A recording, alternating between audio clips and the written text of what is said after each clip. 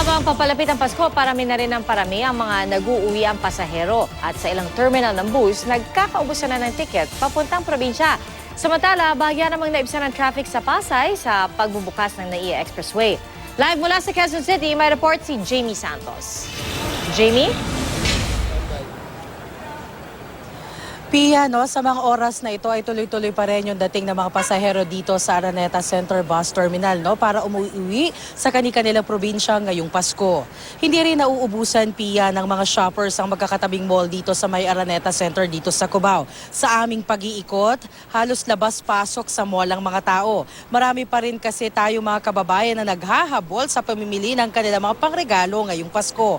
Ang ilan, konti na lang daw yung mga pinapamili dahil yun na lang daw yung mga kulang nila at sa kanilang mga listahan. Enjoy naman sa pagkain sa Bancheto ang ilan na nag-iikot dito sa Cubao. Kahit 4 na araw pa bago magpasko, kapansin-pansing marami ng pasahero sa Araneta Center Bus Terminal. Hoy, galaw, galaw, galaw, galaw! Anong pagkain na sa gilid ng pagkain? Bukod sa dami ng mga sabik makauwi sa probinsya ngayong Pasko, sandamakmak din ang bitbit nilang regalo. Kahit masigi pong makipagsabayan dito sa bus, importante pa rin na pag-uwi natin may pasalubong tayo sa pamilya natin. Dahil minsan lang po tayong makauwi. Ang iba naman, bitbit pati ang kanilang alagang hayop, kaya todo bantay ang mga gwardya. Bukod sa siksikan, nagkakaubusan na rin ng tiket sa mga bus. Ang bus na patungong Bicol tulad ng Isarog bus line, fully booked na. Gayon din ang Eagle Star Transit na patungong Samar at Leyte. Karamihan sa mga bus na fully booked, sa December 30 na ang susunod na available na biyahe. Ang mga ticketing booth namang nagbebenta pa ng pang-chance passenger na ticket, blockbuster sa haba ng pila. Kasi parang gusto ko lang makauwi sa probinsya. Gaano katagal ka na ba hindi nakaka-uwi? Ano po, 6 months po. 6 months. At ano sana ang balak mo ngayon pag-uwi mo ng Pasko? Magsama-sama po kaming magkakapatid. Pero ang iba, sumuko na lang. Sa na lang po, sa January na lang po ulit. Sa January na kayo uwi. Opo, January 2 na lang po, tapos ng bagong taon. Paano yung Pasko? Doon na lang po sa, sa biyanan ko na lang po kami papasko.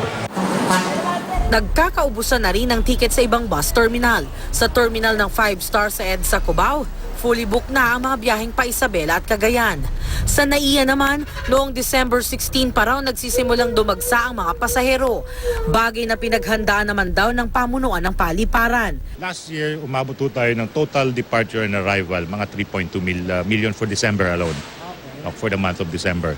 Gaya ng inaasahan, bahagyang guminhawa ang sitwasyon ng traffic sa lungsod ng Pasay nang buksan na ang NAIA Expressway. Nagdurugtong sa NAIA Terminal 1, 2 at 3 sa Diosdado Macapagal Boulevard at South Luzon Expressway. Ang bagong bukas na expressway, 45 pesos hanggang 134 pesos ang toll dito. Sulit naman kaysa dumaan ka dun sa matraffic. Tuloy-tuloy na ho yan and expected until probably before Christmas. Tapos mag-uumpisa uli yan ng before New Year ay yung mga dumarating. Kanina, pamilya ang sumasalubong sa mga mahal nila sa buhay na dumarating sa NAIA Terminals. Sa Terminal 2, isang nurse na galing Singapore ang sinalubong ng bouquet ng bulaklak at ng kanyang buong pamilya. Masaya po.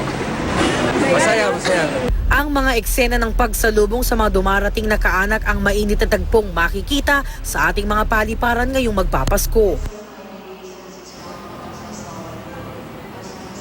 Pia, para naman matiyak yung seguridad ng mga pasahero rito sa Araneta Center Bus Terminal, ilan yung nakita nating security at PNP personnel ang nag-iikot dito sa lugar. Pia?